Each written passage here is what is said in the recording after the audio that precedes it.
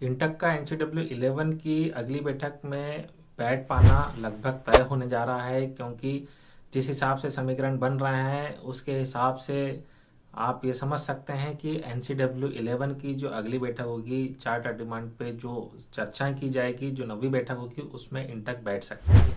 चलिए दोस्तों, विस्तार से जानकारी देखते हैं और मैं आपको सारी जानकारी देने का प्रयास करूंगा ताकि आप एक एक पॉइंट को अच्छे से समझ सकें, किस प्रकार से ऑर्डर हुआ और कैविएट क्या था, उनने कैविएट क्यों नहीं दायर किया, दूसरी जितने भी यूनियन है उनका क्या कहना है इस मामले में कि NCW11 पे इंटक को बैठना चाहिए या नहीं बैठना चाहिए, कोल मैनेजमेंट क्या चाहती है, चार्ट और डिमांड पे क्या इंटक के साथ में वो वार्ता करना चाहती है या नहीं करना चाहती।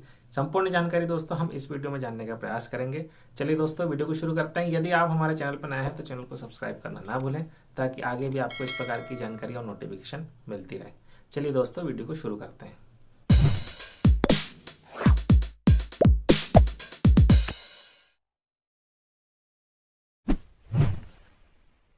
आप लोगों को ये मानना पड़ेगा कि कोल इंडिया में जितने भी राष्ट्रीय कोयला वेतन समझौता हुए हैं, यानी कि NCW जितने भी आज तक हुए हैं, उसमें इंटक ने एक अहम भूमिका निभाई है। और हम सब जानते हैं कि राष्ट्रीय कोयला वेतन समझौता 9 यानी कि NCW9 जो रहा वो अभी तक का ऐतिहासिक रहा।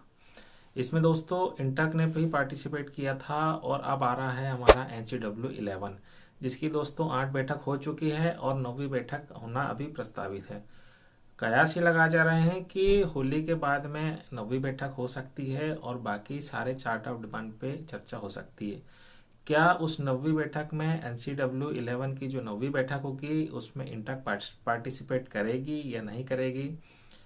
क्या सारी यूनियन ये चाह रही है कि इंटक पार्टिसिपेट करे? क्या मैनेजमेंट चाह रही है कि इंटक फिर से कमबैक करें और उनके साथ में बार्गेनिंग करें बाकी चार्ट ऑफ डिमांड के मुद्दे में?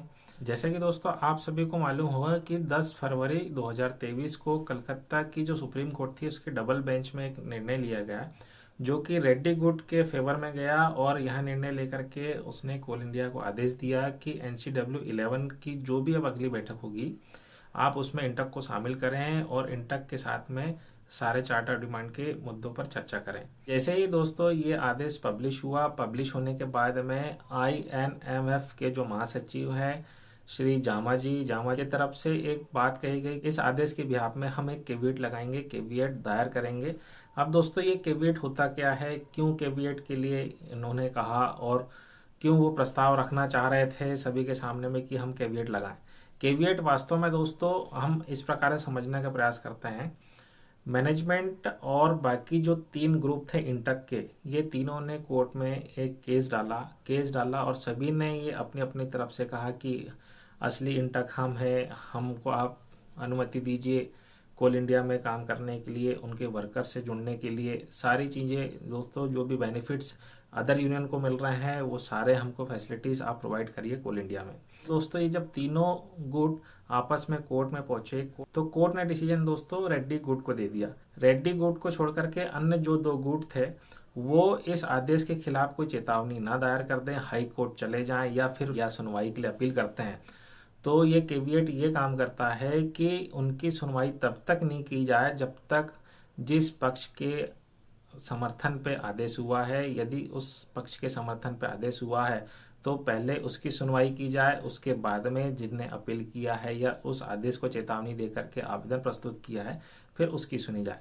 जैसे ही इंटक के समर्थन पर ये आदेश जारी किया गया, आदेश जारी करने के बाद में उसमें एक और बात सामने आई कि कोल इंडिया स्वतंत्र है NCW11 पे इंटक को बिठाना है या नहीं बिठाना इसके लिए। अब NCW11 में जो 4 यूनियन जो पार्टिसिपेट कर रही है, क्या वो भी यही चाह रही थी कि इंटक को वापस NCW11 पे बैठना चाहिए या नहीं बैठना चाहिए? NCW11 की आज तक 8 बैठक हो चुकी है दोस्तों। 8वीं बैठक जो रही, 8वीं बैठक में 19% MGV में समर्थन बन गया और अगली बैठक जो होगी हमारी सारे अलाउंसेस को लेकर के, सोशल सिक्योरिटी को लेकर के होगी और अन्य जो चार्ट ऑफ डिमांड के हैं जैसे VRS हो गया, 940 हो गया और भी जो मुद्दे उनके द्वारा रखे गए हैं चार्ट ऑफ डिमांड पे, जो पॉइंट्स नोट कराए गए हैं उसमें चर्चा होना है। जैसे ही दोस्तों इंटक को उस आदेश की प्रति मिली तो उसने कोल मैनेजमेंट को एक पत्र जारी कर दिया और उसमें यह कहा है कि आप जो भी NCW11 की नेक्स्ट जो बैठक बुलाएंगे उस पर आप हमको पार्टिसिपेट करवाइए। हमारे 8 मेंबर रहेंगे, जिसमें 4 प्राइमरी मेंबर रहेंगे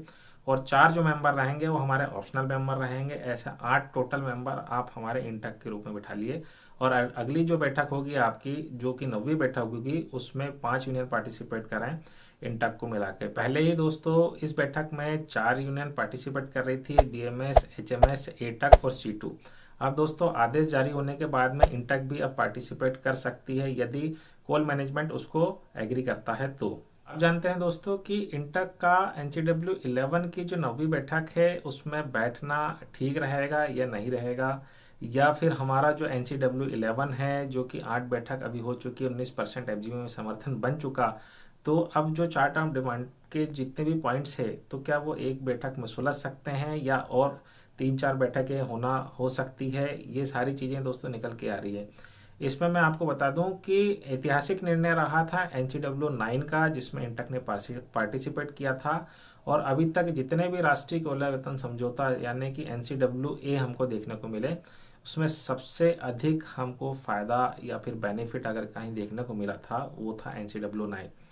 इसमें दोस्तों इंटक ने अहम भूमिका निभाई थी और सभी वर्कर का यही मानना है, सभी का कयास यही लगाए जा रहे हैं कि जैसे ही इंटक NCW11 की जो नेक्स्ट बैठक है अगर उसमें पार्टिसिपेट करती है तो दोस्तों ये आसान नहीं होगा कि एक बैठक में सारे चार्ट ऑफ डिमांड्स के पॉइंट्स में समर्थन मिल जाए या बन जाए, या फिर आपको 2-3 बैठकें और लेनी हो सकती है। क्योंकि दोस्तों इंटक जो है इस क्षेत्र में नया नहीं है, इस युद्ध में वो पुराना खिलाड़ी है। वो बार्गेनिंग भी करना जानता है और मैनेजमेंट से डील करना भी जानता है। सूत्रों से ये भी जानकारी मिल रही है कि 3 यूनियन तो एग्री है इंटक को पार्टिसिपेट करवाने के लिए, लेकिन एक यूनियन ऐसी है जो इंटक के खिलाफ जा रही है। वो नहीं चाह रही है कि इंटक NCW11 की जो 9वीं बैठक है उसमें पार्टिसिपेट करे। हालांकि दोस्तों ये भी सुनने में आ रहा है कि होली के बाद में NCW11 की 9वीं बैठक हो सकती है। हालांकि इसके लिए अभी तक कोई ऑफिशियल ऑर्डर नहीं जारी किया गया और ना ही किसी ने आगे करके इस प्रकार की कोई टिप्पणी दी।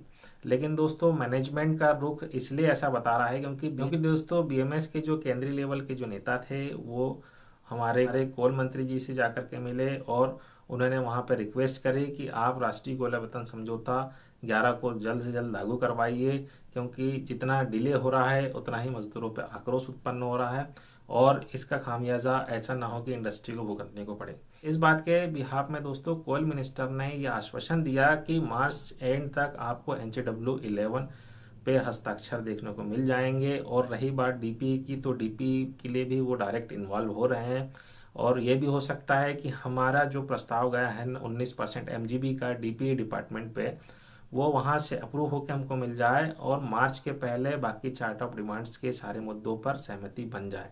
मैनेजमेंट की तरफ उन्होंने पूरा रुख कर दिया है कोल मिनिस्टर ने, और उन्होंने मैनेजमेंट को सीधे डायरेक्ट इंस्ट्रक्ट किया है कि आप मार्च एंड तक सारे मुद्दों पर समर्थन बना लीजिए जिन जिन मुद्दों पर आपको बनाना है, और अप्रैल से आप नया वेतन बढ़ा करके दीजिए। हम नहीं चाहते हैं कि ये नेक्स्ट फाइनेंशियल ईयर में आपका NCW11 पहुंचे, इसलिए आप जितनी जल्दी हो सके आप उतनी जल्दी अपना समर्थन बना लीजिए यूनियन रिप्रेजेंटेटिव के साथ में, या फिर अगर आपको कुछ और बात करनी है तो वो भी आप यूनियन के सदस्यों के साथ में कर सकते हैं। हालांकि यदि इंटक NCW11 की अन्य बैठकों में अगर पार्टिसिपेट करती है तो इंटक के पुराने रिकॉर्ड के हिसाब से अगर देखा जाए तो कोल कर्मियों को उससे फ़ायदा ही होगा, और हो सकता है कि जितने भी चार्ट ऑफ डिमांड्स के पॉइंट्स है उसमें मैक्सिमम पॉइंट्स में हमें सहमति देखने को मिल सकती है, और ये भी हो सकता है कि हमको अलाउंसेस बढ़ के मिल जाए।